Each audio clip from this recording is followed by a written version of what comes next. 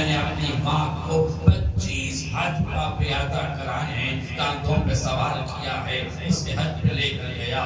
1 سال نہیں 25 سال میں نے اسے حج کرایا ہے۔ مولا یہ فرمائیے کیا میں نے ماں کے دودھ کا حق ادا کر دیا؟ نبی رحمت فرماتے ہیں، معصوم فرماتے ہیں، تم نے دودھ کا، تم نے ایک قطرے دودھ کا حق ادا نہیں کیا۔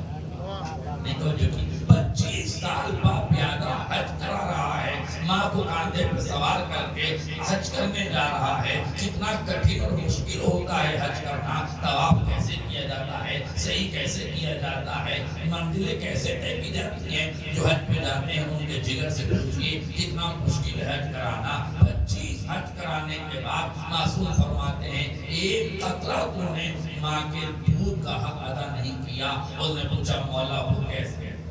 توجہ کیجئے گا، یاد رکھنا جب تمہاری ماں بیمار ہوتی ہے اس کی خدمت میں، توجہ کیجئے گا، اس کی خدمت میں جو تم اس کی خدمت کر رہے ہو، اور جب تم پیدا ہوئے تھے جب وہ تمہاری خدمت کر رہی تھی تو دونوں کی خدمتوں میں نیتوں کا فرق تھا۔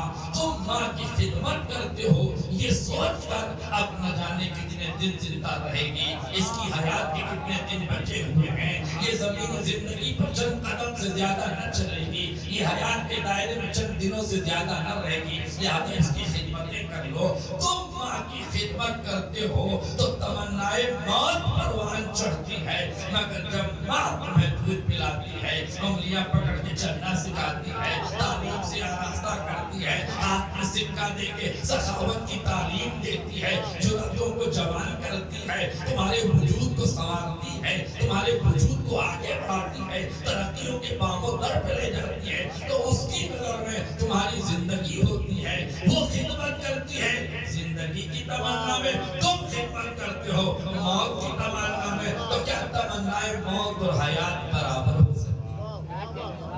هل يستوي الأعمى والبصير؟ کیا اندھا اور دیکھنے والا برابر ہو سکتا ہے؟ هل يستوي الظل والحرور؟ کیا سایہ اور سورج برابر ہو سکتا ہے؟ هل يستوي الظل والحرور؟ کیا سورج اور سایہ برابر ہو سکتا ہے؟ هل يستوي الذين يعلمون والذين لا يعلمون؟ کیا جاننے والے اور نہ جاننے والے برابر ہو سکتے ہیں؟ اسی طریقے سے تمہارا ماں کی خدمت کرنا اور ہے، تمہاری ماں کا تمہاری خدمت اور ہے۔ تو آج تک دنیا کی کسی ڈکشنری میں، توجہ کیجئے گا، دنیا کی کسی ڈکشنری میں آج تک دنیا کو یہ نہ پتا چلا، عربی کی ڈکشنری، عربی کی لغات اٹھا لیجئے، انگریزی کی ڈکشنریاں تلاش کر لیجئے، ہندی انواد کی ساری کتابیں اٹھا کے پڑھ لیجئے اور مجھے بتائیے کہ لفظ ماں کا ترجمہ کیا ہے، لفظ ماں کی تفسیر کیا ہے، لفظ ماں کی تشریح کیا ہے، لفظ ماں کا معنی کیا ہے، لفظ ماں کا انواد کیا ہے، لفظ ماں کا ٹرانسلیٹر کیا ہے۔ تو یاد رکھیے گا کسی ڈکشنری میں نہ ماں کی حقیقت بیان کی گئی ہے، نہ ماں کی کوئی تشریح کی گئی ہے، نہ ماں کی کوئی تفسیر کی گئی ہے۔ اسی طریقے سے روایات کا دامن تھام لیجئے اور حقیقت فاطمہ کو تلاش کیجئے کہ فاطمہ کسے کہتے ہیں۔ کوئی روایت نہیں بتا سکتی، کوئی آیت نہیں بتا سکتی، کوئی حدیث نہیں بتا سکتی، کوئی عالم نہیں بتا سکتا، کوئی معلم نہیں بتا سکتا کہ فاطمہ کیا ہے۔ تو ازل سے چلی آ رہی تشنگی تھی کہ ماں کیا ہے نہیں معلوم، فاطمہ کیا ہے نہیں معلوم۔